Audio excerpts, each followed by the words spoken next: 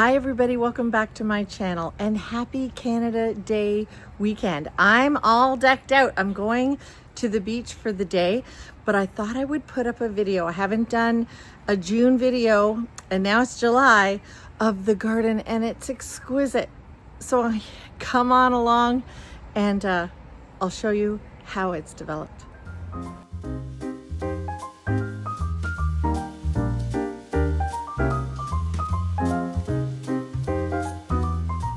Welcome back and welcome to my center courtyard garden where everything is just starting to come in. This center bed was so successful with the allium. The Japanese grass has to fill in and it might be another year or so, but look at the view here. The hydrangeas have come in, the oak leaf hydrangeas, the flowering planters. It is just amazing. These are salvia. They're just about to bloom, and I planted these from seed, and I'm very proud of myself about that. They are doing well, and I will do that again next year because they are just healthy and strong. And I'm really excited about that. The coneflowers are going to be bursting into bloom soon. And I've got a little area here that's struggling a little bit, but I've put a few things in there. I've got some cosmos seeds growing and they'll grow up.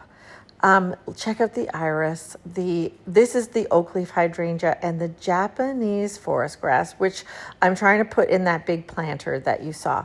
Right here, I have a rose project that I need my husband to help me with. That's the next thing I'm going to do. And the planters on rollers because we just had the deck stained. So I'm going to be using this big rusty pipe and I'm going to be putting it along the wall to grow the roses there. Loving the planters. The nasturtium is, oh, there I am waving at you. Nasturtium is doing fine. This is a voiceover if you haven't figured that out. And then the poppy seed heads.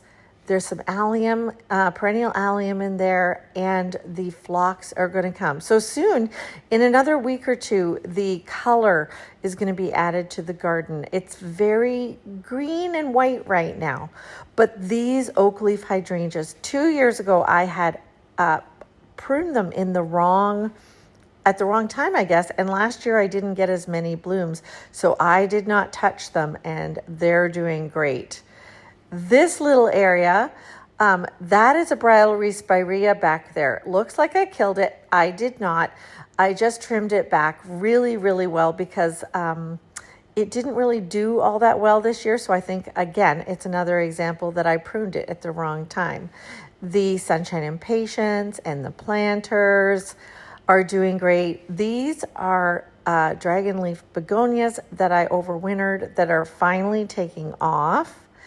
And oh, I love those Big Daddy blue hostas. Aren't they amazing? And again, another patch of forest grass. And daisies are coming, some lavender. Look at the Brunnera. The Brunnera is loving its life in there. And if you go back, there were a million little blooms. And that's a Joe Pye weed that I just pointed at. I keep that on control. I did a Chelsea chop on that last week, which will keep it a little bit lower.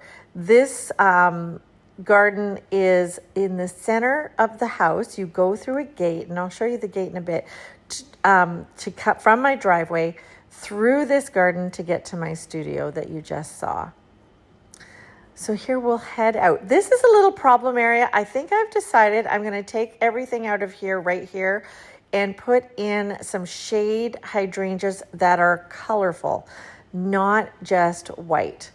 I think that's going to be good.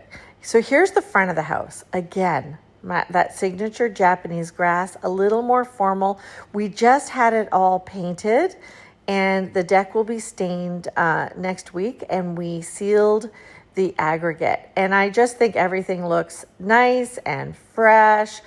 And look at the little, they're not daylilies.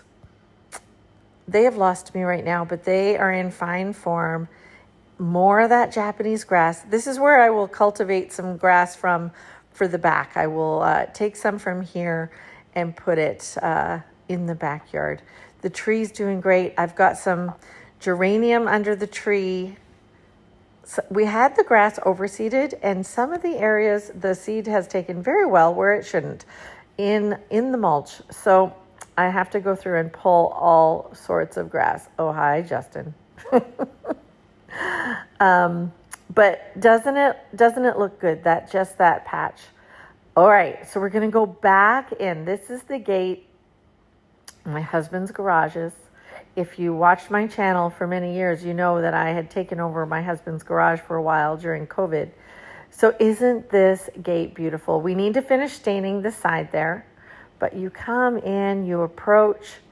This keeps the grandchildren in, and it makes us feel a little safer if we're all sitting in the back and they're riding trikes around the yard. So here's the view. If you were a guest coming in to my studio to see me, this is what it looks like. And it was around 9 o'clock. No, not 9 o'clock, 8 o'clock in the morning. The light was just glorious. So imagine that Japanese grass all as big and fluffy as you saw it in this raised border. It's going to be great. And here's the backyard. We just had the deck sanded and restained. It makes all the difference. It's so much easier to sweep, so much easier to keep clean. And this is a real win. The stone that we put in, the moss, that's this year's growth. I had bought a whole bunch of plants and divided them all up and stuck them in, and it has grown that fast. So I think I picked the right spot. Look at the light. Isn't this great? So we've got the planters, and the planters are all on drip. And the ivy that I have to diligently every week or two trim, I don't mind the job because I just love it so much. This area in front of you is also a bit of a problem area. I had a few things die there, including half of the smoke bush tree.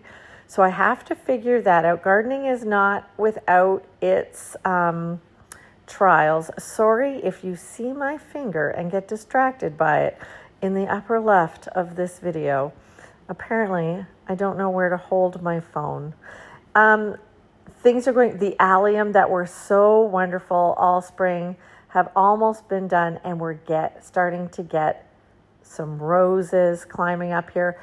What I did with where the smoke tree died has opened up, and we're going to get a little bit more light on the garden, so those roses should do even better. So more of that Japanese grass, just love it. Just love it. And that's filling in quite nicely this year. Next year, it should be nice and full. I love these heuchera. This is a wild rose heuchera, the purple plant. One lone allium there with some perennial allium behind. This is my beautiful spirea hedge that I'm leaving to flower, and isn't it gorgeous?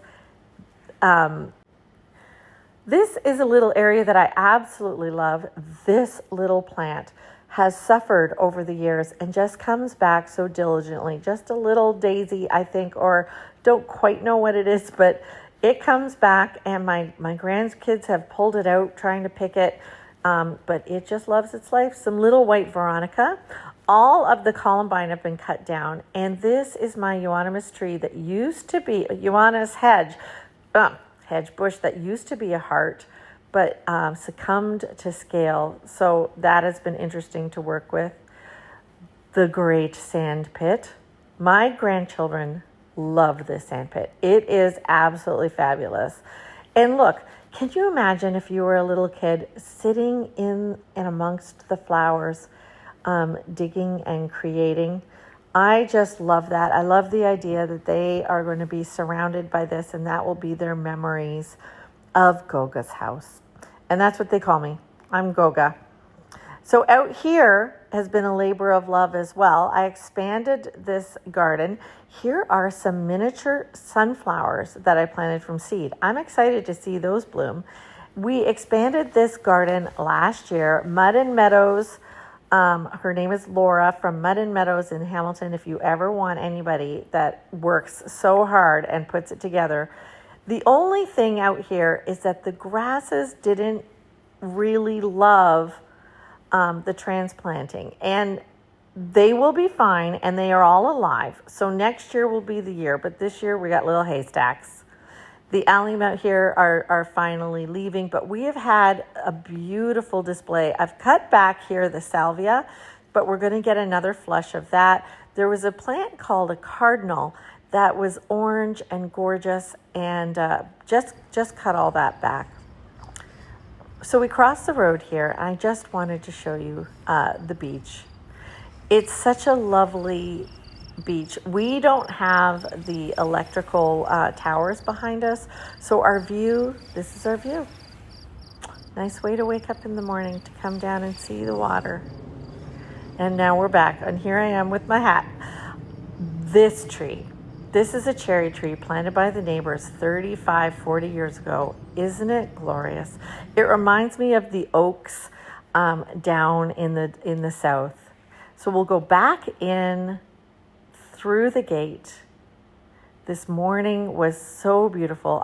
It was so beautiful. I almost didn't want to leave to go to the beach, but we're going to have a great day at the beach, and it's just precious to be able to do that on a Canada Day long weekend with your grandkids and your kids. So here's the studio.